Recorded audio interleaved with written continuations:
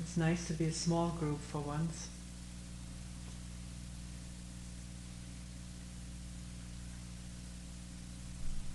There's lots of room between the mats, more room for walking. There's more space in the dining room and in the bedrooms.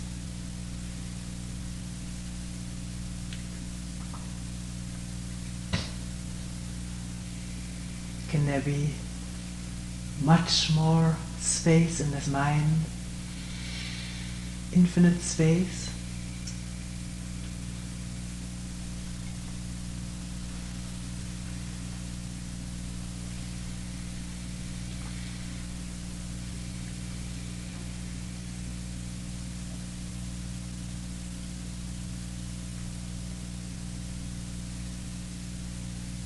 This retreat falls into the month in which the days are the shortest and the nights are the longest.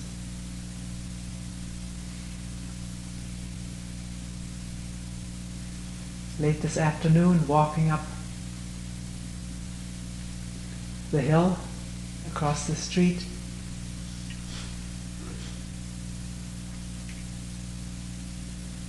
through a silvery forest,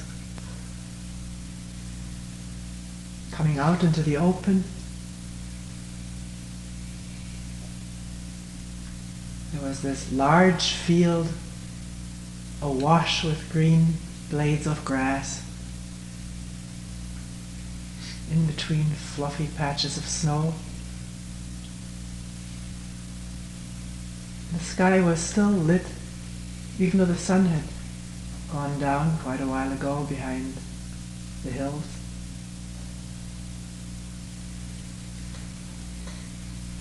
Turning around, coming down the hill, was this incredible willow tree, standing all by itself, ablaze, literally ablaze with orange golden color.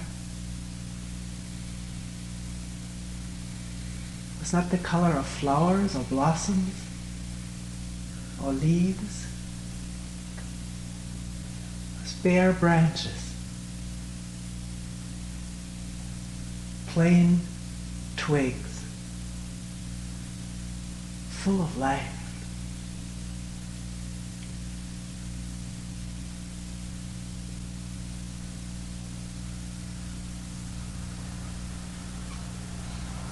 Later on, just before the sitting, going down to the lake, it was still and dark.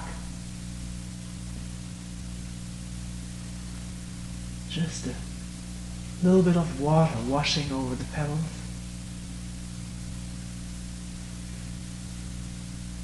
A real tender sound to it. And the pebbles glistening with the light of the lights across on the other shore.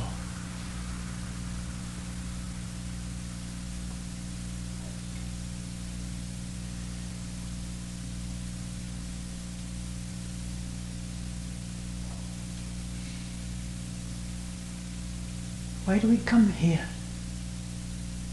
What are we trying to do?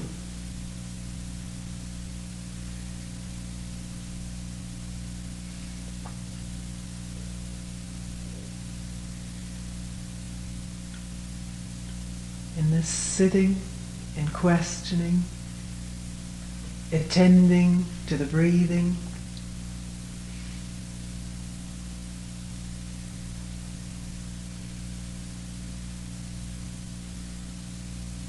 questioning who am I, or mu, or what is it?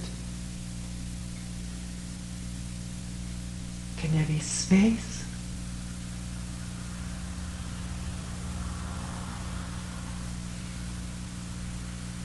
The space of not bumping into anything.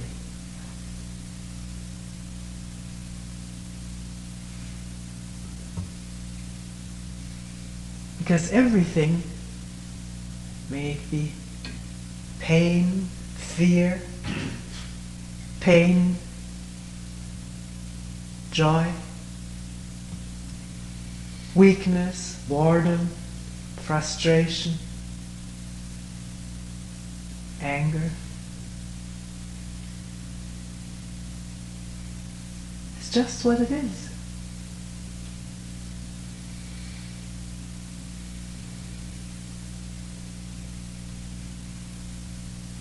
Empty. If not labeled, resisted, fought or opposed, then it's empty, like the clouds, forming and reforming, transparent, without substance.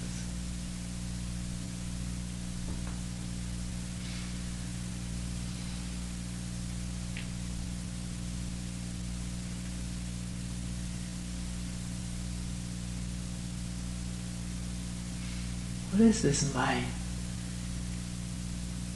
Who am I? What is ma? What is each moment as it is, without knowing about?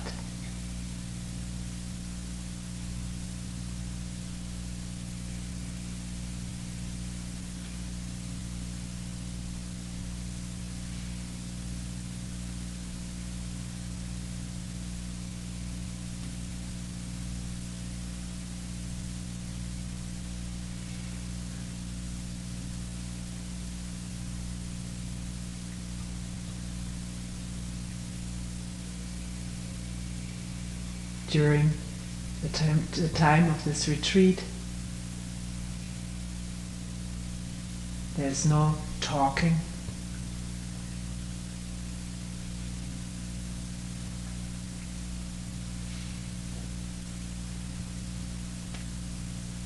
If one needs to communicate something very urgently, can you do so without being seen or heard by other people?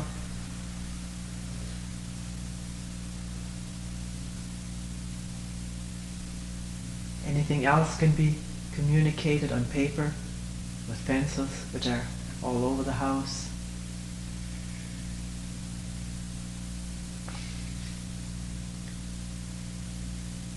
There's something to not talking for 7 days except during meeting.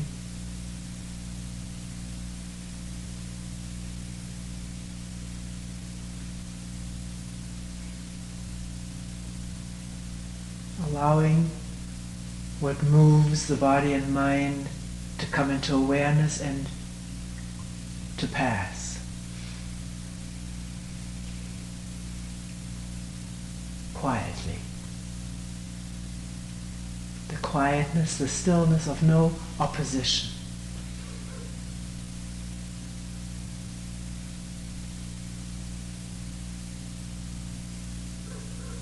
In moving around, we're not so many people this time, and yet can there be this stillness of attention? Not the stillness of carrying out the role of a quiet person, but listening to the noise one makes.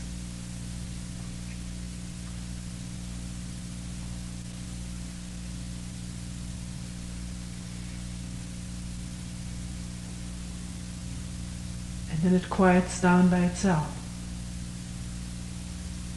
Unless one either enjoys it,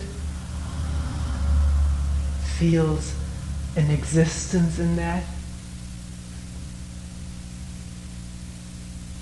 or blames oneself for it, feels guilty over it.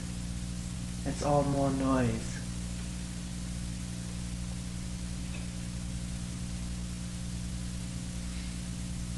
Entering a bedroom, which one or a few people are resting, can one move very quietly? One is these people who are resting too.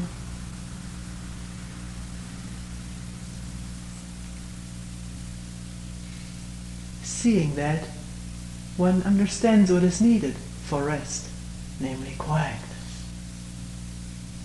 It's nothing imposed, it is given.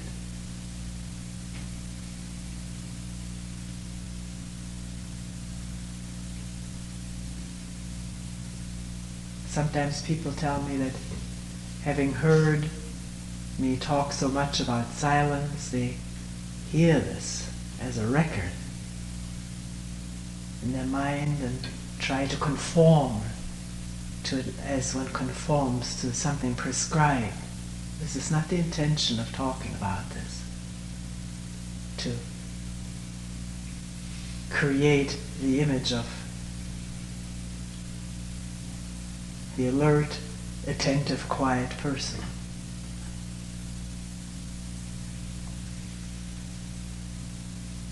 Can that be seen when this image rules the movements in the mind and disperse? So there's no image, there's just attention or questioning, which brings quietness and stillness in its wake.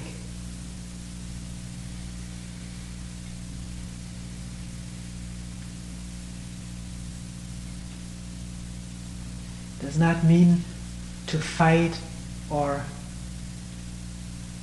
obliterate sounds.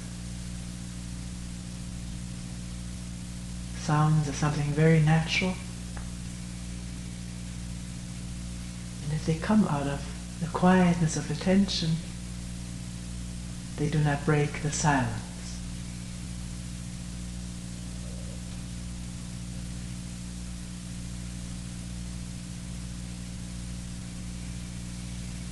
As for the eyes, is it possible to keep them lowered, not looking straight ahead and not having them closed? Some people tell me it's impossible for me to have my eyes half open. I can sit better and with more energy and less tension if the eyes are closed. These are very few people, but all right, there's no prescription here, but there's something to this posture of the eyes, half open, half closed. The same stillness and motionlessness as the whole body during sitting, not trying to see something. No need to focus.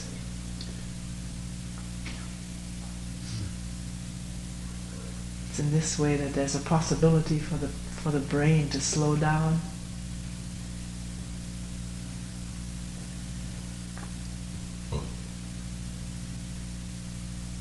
For this questioning and attending, listening to the breathing.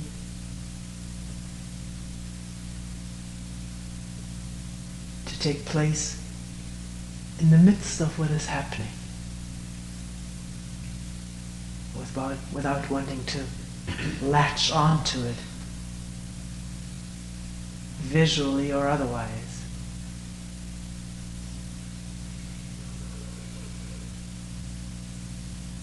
Walking around also to keep the eyes as motionless as possible. The eyes fixate on this or that, one has to immediately know what it is, interpret it, associate with it, and thoughts are stimulated by this very process.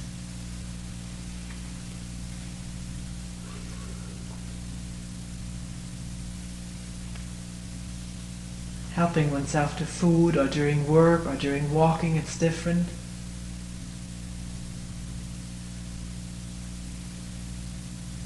One has to see what one is doing, where one is going. So not to make a problem out of the posture of the eyes at that time. And in taking a walk down to the lake or up the hill, the glance falls on something, the leaves and the snow, the water washing over the stones. Can it just be that and nothing more or less, left uninterpreted, ungrasped?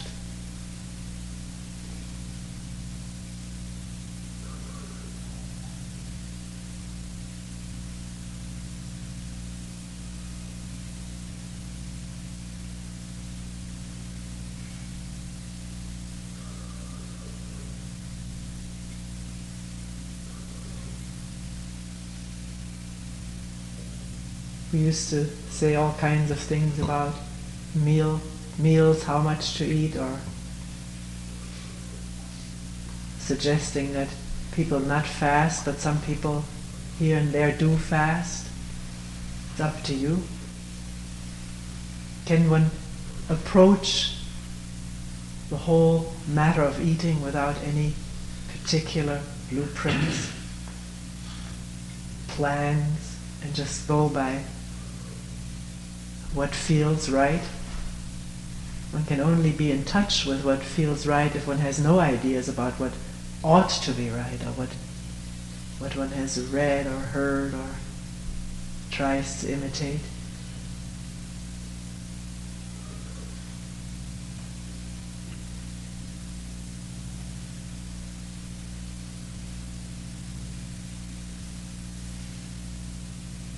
If one eats slowly and attentively, there's better digestion. And if one gulps the food down, either to make it disappear from the plate fast or to get more, and yet if this is the habit, it needs to come into awareness. In the midst of a quiet environment where such awareness may be possible, so that the habit can be seen.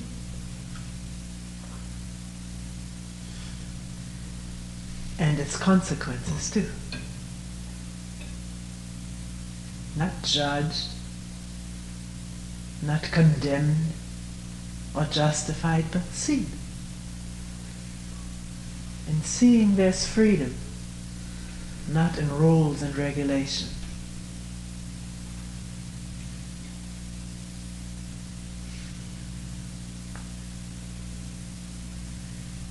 Say a few words about rest, because we have so many ideas about how much rest we should get.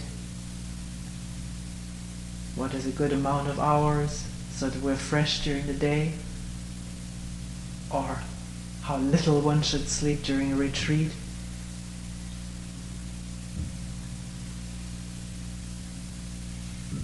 Can one start totally from scratch in this matter of sleep and not know?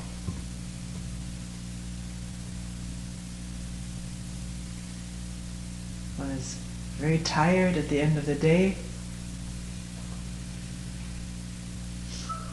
There's nothing shameful about going to sleep even if nobody else is in the bedroom.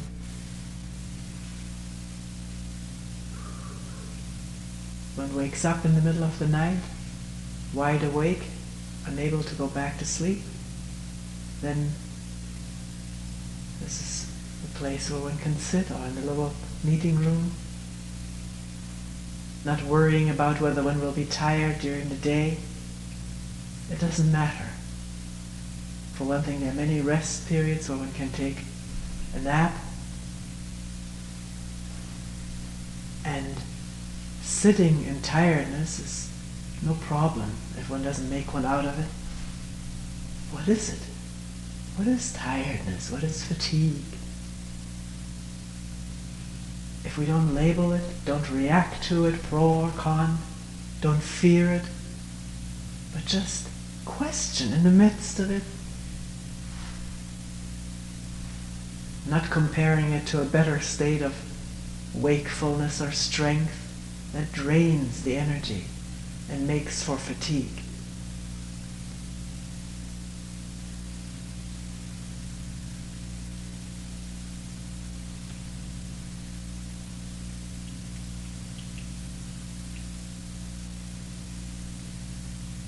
Hours of day or night don't matter during a retreat. Everything is taken care of here for us. We're doing it all ourselves. With an hour or two of work a day, the whole thing runs smoothly, except for a few snags that one always runs into. They're part of this whole thing.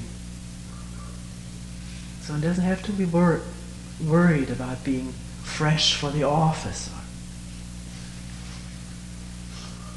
There's no office here, is there? no need to study.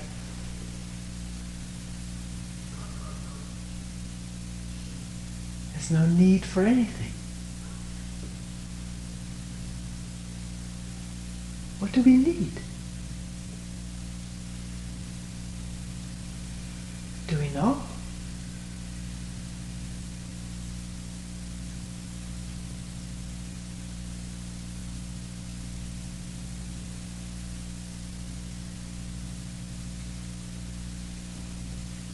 About the stick,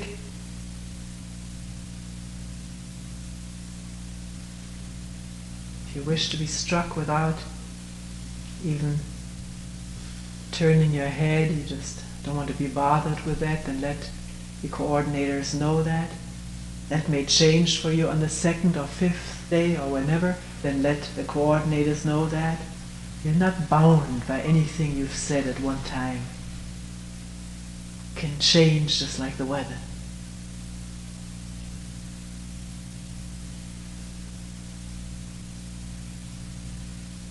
And are you comparing how someone else is hit who's sitting next to you? Trying to figure out why he or she is hit more or less? It's futile. It's meaningless to do that, because there's no rhyme or reason why people want to be hit. They may have ideas, but ideas are like the clouds coming and going.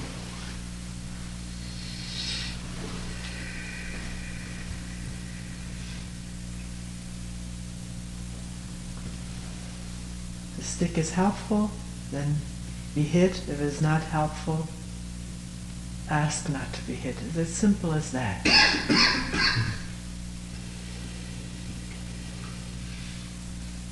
The stick brings up associations of bygone days. Can you see that these are memories?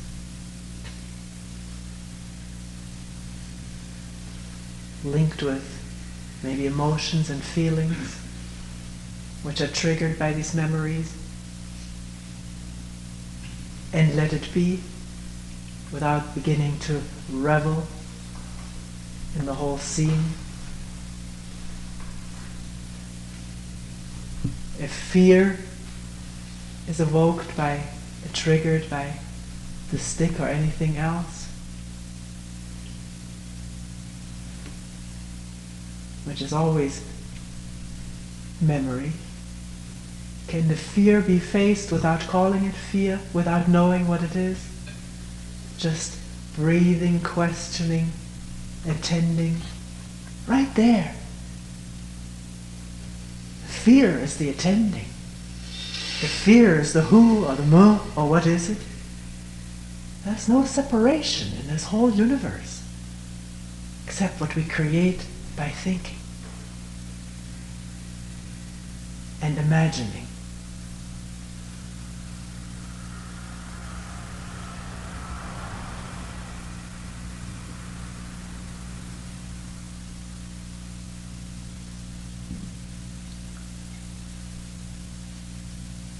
In case you didn't hear it while it was announced before, it is all right not to come to a sitting or to a whole afternoon of sittings if this is what you would like to do, is to go for a walk or rest or sit someplace else. But let us know when you plan to be back so we can keep track of everyone in the retreat.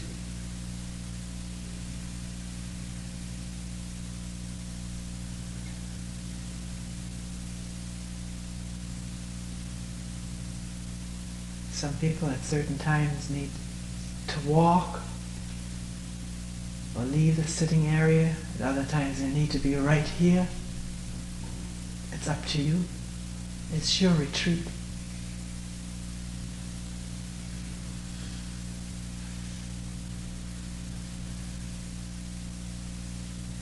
At times during the meetings, once or twice,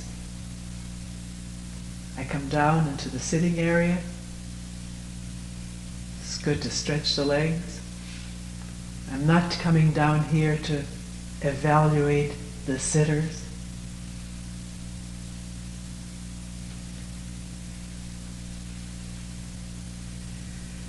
When I stand next to you, it's not to check up on you, measure vibrations, as one person asked me once, well, this is what I'm doing. We're all in this together. When I'm sitting or standing close to you, as a friend, it's as simple as that. Not as a teacher who's separate from a student. I don't know what that means.